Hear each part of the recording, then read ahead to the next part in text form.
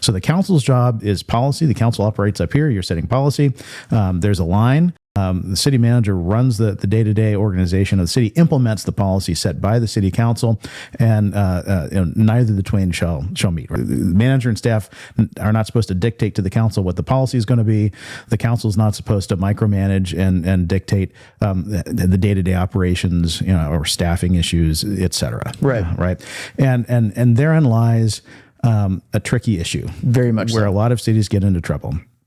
I have seen many, many cities, particularly cities where you have members on the city council who have been there a long time, where there's a lot of blurring of that line, right? Where members of the city council want to have a say on who's in certain staff positions. There are cities, here in the Empire that I've witnessed where you have one or two council members who are in City Hall every day and have a lot of input on just the day-to-day goings on of the operations of the organization, right? That is such a key component of what I believe a responsibility is as a council member. And sometimes it's difficult, right? Because you start to build relationships with staff. And it's difficult for some council members not to realize they don't work for you. They still work directly for the city manager, and not to get in the middle of that. And I even learned this from you, Chris. You might have your staff working on something that I know nothing about, that is going to take 15, 20 hours, that has to get done because we have a grant application due,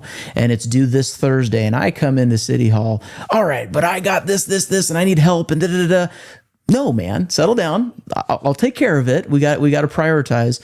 So it's really important as the elected to make sure that you look at that model, right? As you look at that org chart, if you must, and you see, where responsibility is given and allocated. But more importantly, our job is of two, and that is, we have two people that work for the council, and that's it. The city manager and the city attorney. That's it.